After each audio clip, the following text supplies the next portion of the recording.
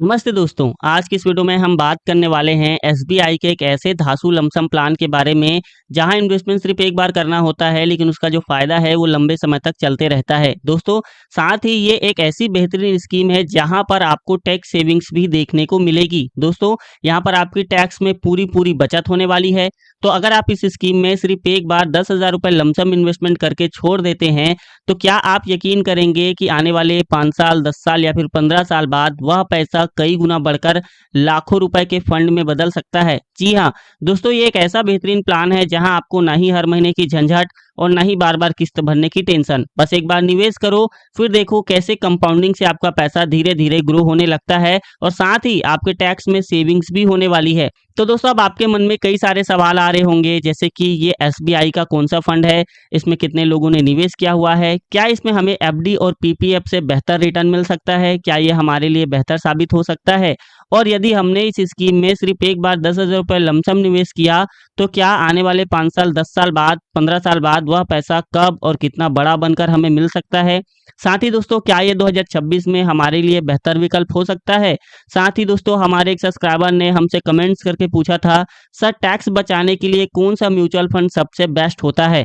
तो इस सवाल को भी आज की इस वीडियो में हम पूरी तरह से डिटेल में कवर करने वाले हैं और आपको बिल्कुल आसान भाषा में विथ कैलकुलेशन के साथ समझाने वाले हैं। दोस्तों, वीडियो बहुत ही इन्फॉर्मेटिव होने वाली है, इसलिए वीडियो को शुरू से लेकर लास्ट तक जरूर देखना और यदि आप हमारे चैनल पर नए हैं तो चैनल को सब्सक्राइब करके बेल आइकन को प्रेस जरूर कर देना। दोस्तों, आज हम जिस फंड के बारे में बात कर रहे हैं उस फंड का नाम है SBI ELSS tax savings fund direct growth plan. दोस्तों, आइए हम एक नज़र डालते हैं कि इस फंड ने अपने पैसे को कहां कहां निवेश किया हुआ है। दोस्तों, इस फंड ने टोटल 71 कंपनियों में अपने पैसे को निवेश किया हुआ है। आइए मैं आपको कुछ कंपनियों के नाम बता देता हूं, जैसे कि HDFC bank limited, Reliance industries limited, Tata steel limited, ICICI bank limited, Mahindra and Mahindra limited, Cipla limited, State Bank of India, ITC limited, Mahindra and Mahindra financial services limited, Axis bank limited. दोस्तों, इसी तरह से इस फंड ने टोटल 71 कंपनियों में अपने पैसे को निवेश किया हुआ है और दोस्तों, जैसे जैसे ये कंपनियां ग्रो करेंगी, बड़ी बनेंगी, वैसे वैसे धीरे धीरे आपके पैसे की वैल्यू भी बढ़ने लगेगी। दोस्तों, अब आइए हम इस फंड के करेंट एनएवी की बात करते हैं। तो इसका जो करेंट एनएवी है वो है 470.66 रुपए। एनएवी एक यूनिट की प्राइस को कहा जाता है। दोस्तों, इसका जो एक्सपेंस रेशियो है वह है 0.92% का। इस पे जो एग्जिट लोड है वो 0% का है और इसका जो फंड साइज है दोस्तों वह है 32,609 करोड़ का। मतलब कि लाखों करोड़ों लोगों ने इस फंड में निवेश किया हुआ है और दोस्तों, जैसा कि आप जानते हैं, फंड जितना बड़ा होता है उतना ही वो भरोसेमंद और ट्रस्टेबल भी कहलाता है। इसका लॉक इन पीरियड है दोस्तों 3 साल का। इसे मैं आगे और पूरी तरह से क्लियर करने वाला हूं कि इसमें लॉक इन पीरियड 3 साल का क्यों है। ठीक है दोस्तों, इस फंड ने अपने बेंचमार्क को BSE 500 TRI के रूप में फॉलो करता है। तो यदि आप इस स्कीम में निवेश करना चाहते हैं तो मिनिमम एसआईपी इन्वेस्टमेंट है 500 रुपए और मिनिमम लमसम इन्वेस्टमेंट है दोस्तों 1,000 रुपए। मैक्सिमम इन्वेस्टमेंट की यहाँ पर कोई लिमिट नहीं है, आप जितना चाहें उतना कर सकते हैं। लेकिन ध्यान रहे दोस्तों, रिस्कोमीटर के अकॉर्डिंग यह mutual fund very high risk की कैटेगरी पर आता है। इसीलिए किसी भी फंड में निवेश करने से पहले एक बार खुद से अच्छे तरीके से रिसर्च करें और जरूरत पड़े तो अपने वित्तीय सलाहकार से सलाह लेकर ही निवेश करें। दोस्तों, अब आइए हम चलते हैं उस सवाल के ऊपर कि टैक्स बचाने के लिए कौन सा म्यूचुअल फंड बेस्ट होता है। आइए इसे पूरी तरह से क्लियर करते हैं। देखिए, जब हर साल टैक्स भरने का टाइम आता है तो एक ही सवाल दिमाग में घूमता है, क्या कोई ऐसा तरीका है जिससे टैक्स भी बच सके और हमारे पैसे भी ग्रो कर सके। अगर आपके दिमाग में भी यही सवाल आता है तो ये जानकारी आपके लिए बहुत ही इंपॉर्टेंट होने वाली है।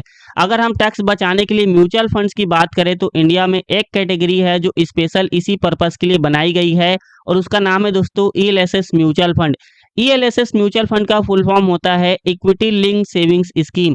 ये एक ऐसा टैक्स सेविंग्स म्यूचुअल फंड होता है जो आपके पैसे को शेयर मार्केट यानी कि इक्विटी में इन्वेस्ट करता है। साथ ही इनकम टैक्स एक्ट के सेक्शन 80C के अंदर आपको टैक्स डिडक्शन का बेनिफिट भी देता है। सिंपल शब्दों में कहा जाए तो ईएलएसएस आपको दो चीजें एक साथ देता है। पहला तो आपकी टैक्स सेविंग्स में मदद करता है और दूसरा लॉन्ग टर्म में आपको ग्रोथ भी देता है। जब आप ईएलएसएस म्यूचुअल फंड में इन्वेस्ट करते हैं तो आपका पैसा अलग अलग बड़ी कंपनियों के शेयर में लगाए जाते हैं। ये सारे इन्वेस्टमेंट डिसीजन सिर्फ एक प्रोफेशनल फंड मैनेजर लेता है। अगर लॉन्ग टर्म में मार्केट ग्रो करता है तो आपका इन्वेस्टमेंट भी ग्रो करता है। इसीलिए ईएलएसएस को शॉर्ट टर्म नहीं बल्कि लॉन्ग टर्म इन्वेस्टमेंट के लिए डिजाइन किया गया है। अब बात करते हैं टैक्स सेविंग्स ईएलएसएस में। यदि आप 1.5 लाख रुपए तक इन्वेस्ट कर सकते हो और ये पूरी अमाउंट सेक्शन 80C के तहत आती है तो टैक्सेबल इनकम में ये माइनस हो जाता है। एग्जाम्पल के तौर पर मान के चलते हैं, अगर आपकी एनुअल इनकम 8 लाख रुपए है और आप 1.5 लाख रुपए ईएलएसएस में इन्वेस्ट कर देते हो तो आपको टैक्स 8 लाख रुपए पर नहीं देना है, बल्कि 6.5 लाख रुपीस पर ही टैक्स देना पड़ेगा। मतलब सीधा टैक्स सेविंग्स यहाँ पर आपको देखने को मिल जाता है। दोस्तों ईएलएसएस का एक और बड़ा एडवांटेज ये है इसका लॉक इन पीरियड। ईएलएसएस में सिर्फ 3 साल का लॉक इन पीरियड होता है, यानी कि 3 साल से पहले आप पैसा नहीं निकाल सकते। लेकिन अगर हम इसे पीपीएफ या फिर एफडी से कंपेयर करें तो ईएलएसएस का लॉक इन पीरियड इन सब से कम होता है। इसी वजह से ईएलएसएस को 80C का एक फ्लेक्सिबल ऑप्शन माना जाता है। रिटर्न की बात करें तो ईएलएसएस एक इक्विटी म्यूचुअल फंड है, इसलिए इसमें रिटर्न फिक्स नहीं होते, मार्केट ऊपर नीचे होता रहता है और आपको उसका इम्पैक्ट इन्वेस्टमेंट पर भी पड़ता है। लेकिन लॉन्ग टर्म में देखा जाए तो ईएलएसएस ने एफडी और पीपीएफ ऑप्शन से भी काफी बेहतर रिटर्न प्रोवाइड किए हैं।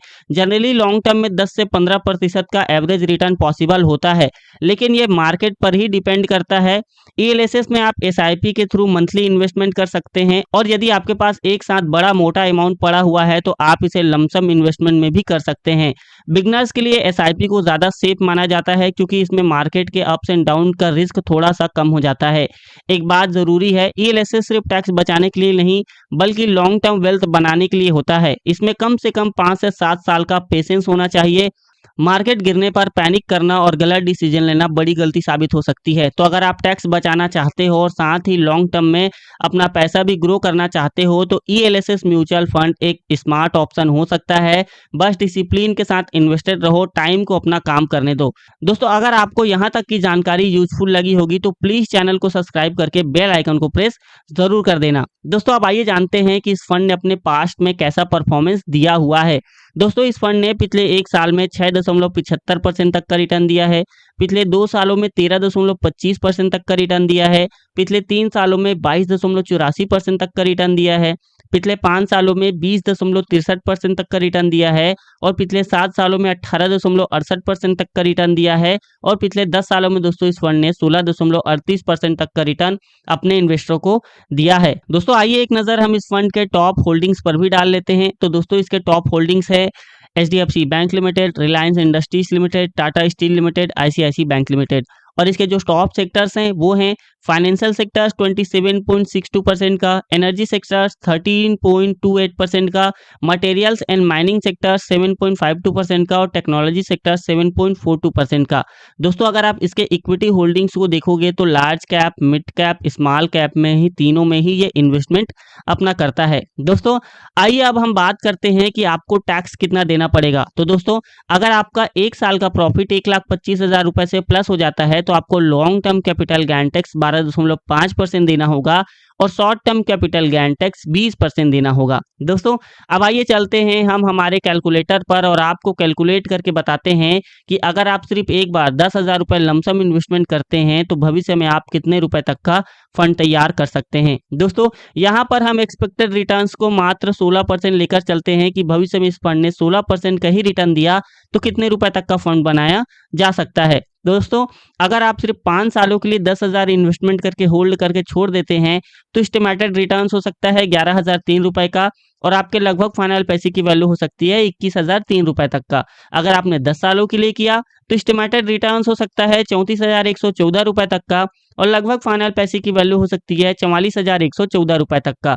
अगर आपने 15 सालों के लिए किया तो एस्टिमेटेड रिटर्न्स हो सकता है 82,655 रुपए तक का और आपके लगभग फाइनल पैसे की वैल्यू हो सकती है 92,655 रुपए तक का। अगर आप 20 सालों के लिए करते हैं तो एस्टिमेटेड रिटर्न्स हो सकता है 1,86,608 रुपए तक का और आपके लगभग फाइनल पैसे की वैल्यू हो सकती है 1,96,608 रुपए तक का। अगर आप 25 सालों के लिए करते हैं तो आपका एस्टिमेटेड रिटर्न्स हो सकता है 3,98,742 रुपए तक का और आपके लगभग फाइनल पैसे की वैल्यू हो सकती है 4,08,742 रुपए तक का। अगर आपने 30 सालों के लिए किया तो एस्टिमेटेड रिटर्न्स हो सकता है दोस्तों 8,48,499 रुपए तक का और लगभग फाइनल पैसे की वैल्यू हो सकती है 8,58,499 रुपए तक का।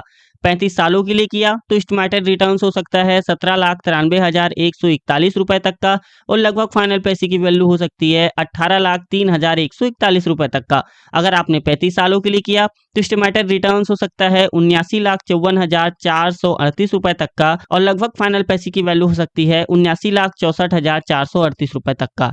दोस्तों यहाँ पर आप देख सकते हैं, अगर आपने 45 सालों के लिए इन्वेस्टमेंट किया तो आप भविष्य में मोटी मोटा 75 से 80 लाख रुपए तक का फंड तैयार कर सकते हैं। दोस्तों अब मैंने आपको इस वीडियो में जो भी कैलकुलेशन बताए हैं वो पास्ट परफॉर्मेंस के बेसिस में बताए हैं। भविष्य में जो रिटर्न्स है वो कम भी हो सकते हैं और ज़्यादा भी हो सकते हैं, इसकी यहाँ पर कोई गारंटी नहीं है। दोस्तों इसी तरह से मैंने मेरी एक और बेहतरीन वीडियो में समझाया है कि कैसे आप मात्र 35,000 रुपये लमसम इन्वेस्टमेंट करके भविष्य में एक मोटा और तगड़ा फंड तैयार कर सकते हैं। तो उस वीडियो का लिंक मेरे एंड स्क्रीन पे आ रहा होगा, आप उस वीडियो को क्लिक करके देख सकते हैं। दोस्तों ये वीडियो सिर्फ एजुकेशन पर्पस के लिए है। इस वीडियो में बताए गए रिटर्न्स अनुमानित हैं या कोई फिक्स रिटर्न नहीं है। म्यूचुअल फंड निवेश बाजार जोखिमों के अधीन है, रिटर्न की कोई गारंटी नहीं है। निवेश करने से पहले कृपया अपने वित्तीय सलाहकार से सलाह लें, तब जाकर किसी भी म्यूचुअल फंड में इन्वेस्ट करें।